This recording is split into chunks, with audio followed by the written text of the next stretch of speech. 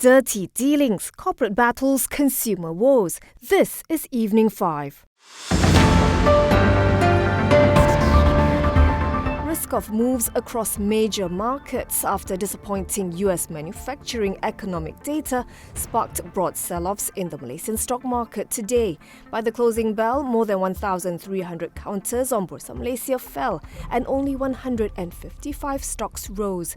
The benchmark FBM KLCI lost 0.81% to 1,611.05, with 24 out of 30 component stocks in the red. Volume was 5.16 billion shares, 9.6% higher than its one-month average of 4.72 billion shares. Turnover was higher at 3.98 billion ringgit against the one-month average of 3.49 billion ringgit. Today's session saw steep falls in export trade-sensitive Asian equities, with Japan's Nikkei down 5.7%, Taiwan's TAIEX down 4.4%, and South Korea's Kospi sinking 3.6%. Inter-Pacific Research said, although the odds of the US trimming interest rates in September have risen, the FBM KLCI continues to dither due to the already toppish conditions from the strong year-to-date gains. By the end of the day, all sectors on Bursa Malaysia declined, with the largest losers being construction down 5%, technology down 4.6%, and property down 3.8%. Technology stocks, meanwhile, are also under pressure from the strengthening ringgit that is now approaching its strongest level in nearly 1 year against the US dollar.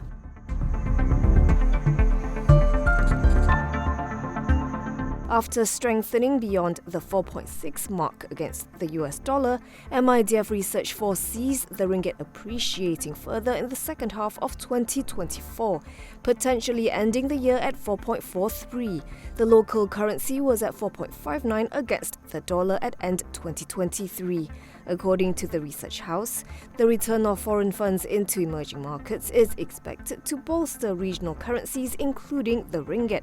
However, due to the prolonged strength of the dollar, it estimates that the ringgit will be averaging higher this year at 4.64 versus 4.56 last year. It added that it remains vigilant of potential downside risks, particularly from external factors.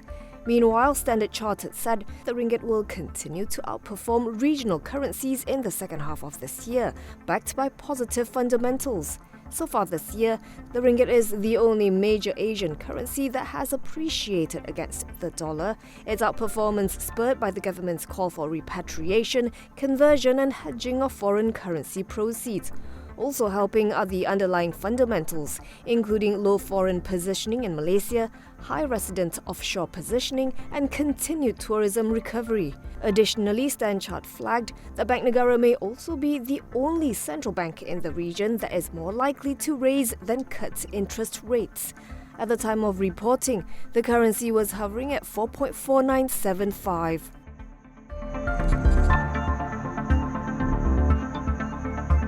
GX Bank, Malaysia's first digital bank, said it has amassed over 750,000 customers who have set up more than 800,000 savings pockets by the end of July this year. This is about 8 months following its launch to the Malaysian public in November last year, the first of the 5 Bank Negara licensees to do so, earning 100,000 users within its first 2 weeks of debut. Customers have conducted over 13 million transactions collectively via GX card and QR code to date.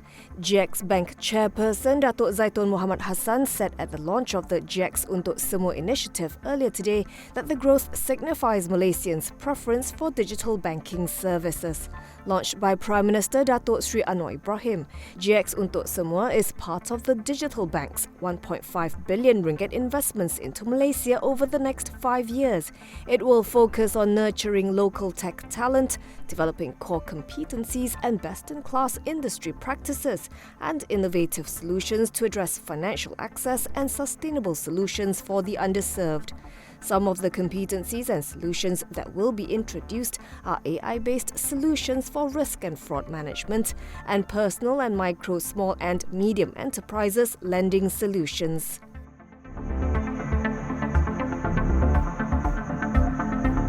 Proton Holdings saw its sales surge 37.3% in July, with a cumulative 15,103 cars sold during the month, the highest closing figure since September 2022. This was a 37.3% jump over the previous month, when a planned plant shutdown for scheduled operations improvement activities affected production numbers.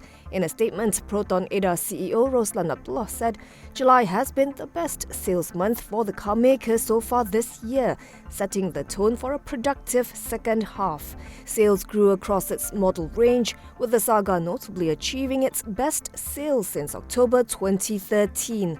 Roslan said Proton will be executing many plans in the coming months, starting with the 2025 Proton X70, which will be launched later this month. At the same time, he said the groundwork for the launch of Proton's first electric vehicle model is proceeding rapidly, paving the way for the launch of the first Malaysian EV. Year to date, Proton has sold a total of 88,799 vehicles. Total industry volume for July is estimated to be 73,761 units, up 27.1% over the previous month, while Proton's estimated market share rose to 20.5%.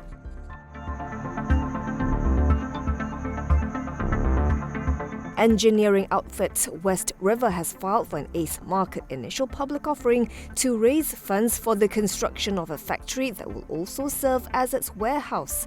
According to its draft prospectus, the proposed exercise involves a public issue of 71.54 million new shares and an offer for sale of 35.77 million existing shares at a price to be determined later. The listing offers investors up to a 30% stake in the firm.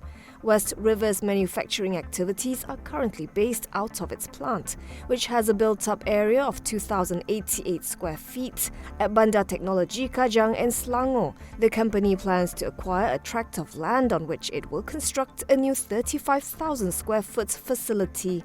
West River mainly provides mechanical and electrical engineering services and is involved in electrical engineering, air conditioning and ventilation services, as well as provision of green building solutions such as automated control over lighting systems.